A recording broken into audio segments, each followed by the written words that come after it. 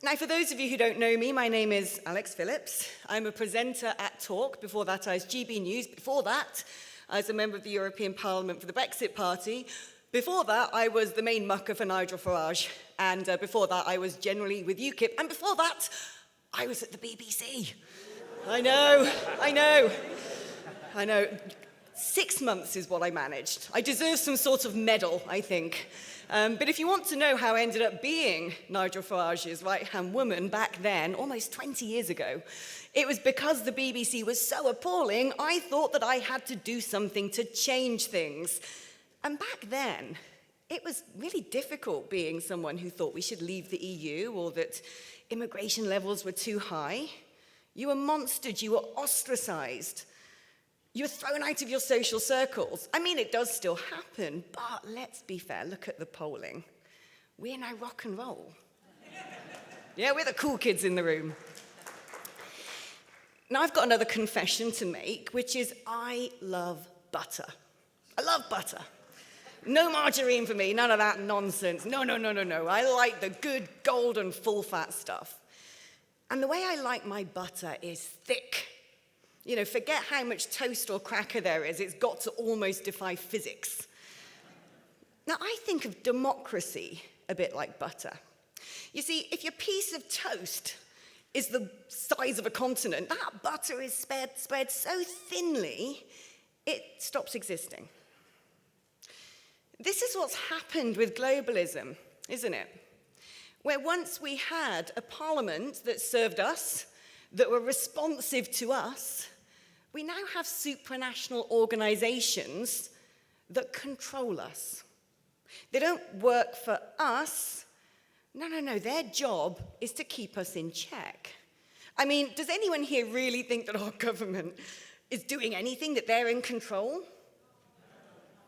No. It doesn't matter what you put in number 10 at the moment, whatever the UN says, the WHO, the EU, you name it, which treaty, which bit of international law.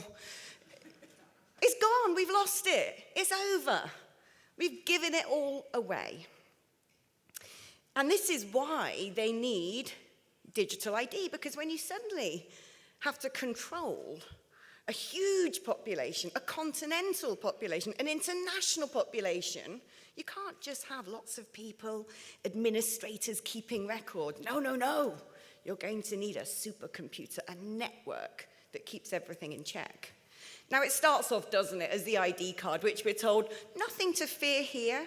This is so because, we don't know who's in the country anymore. You are who you say you are.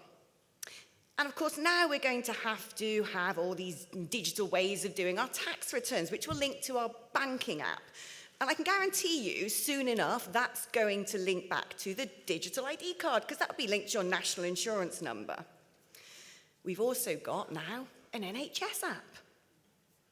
And they exercised that really nicely with the vaccine passports, didn't they? Now, what they're soon going to do, of course, is the NHS app is going to link back to your accountancy app. So when you have days off sick, it automatically registers.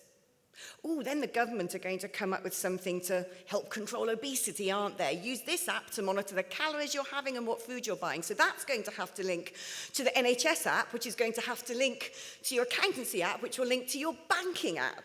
You can see where I'm going here. Soon enough, it's just going to be, why have multiple apps when you could have one big beastly app to do the lot of it? And when we end up in that situation, it's going to be incredibly hard to get out of it. But I just want to give you a message of hope, actually.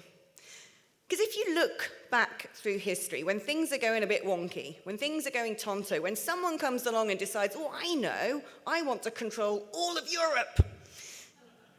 Who is it that turns up and goes, we might not be part of the mainland, but we're a plucky little island, and we're going to tell you that this ain't cricket. Yeah, who did that in the First World War? The British. What about the Second World War? Who did that? And who is going to do it again? Now, we've already started, haven't we? Because that is what Brexit was all about. When people say people didn't know what they were voting for, they did. They were voting against globalism.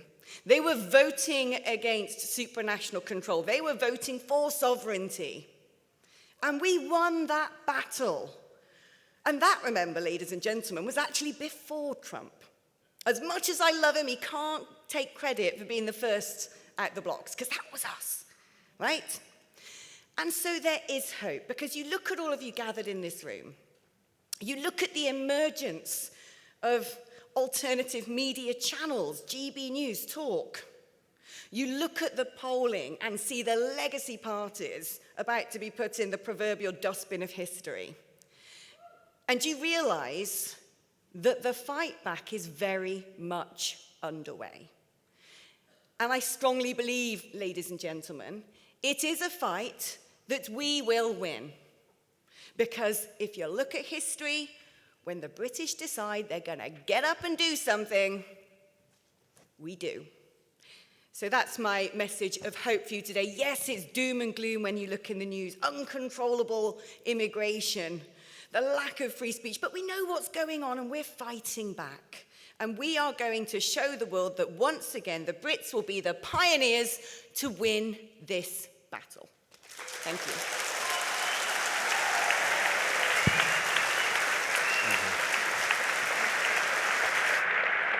you. Thank you, Alex.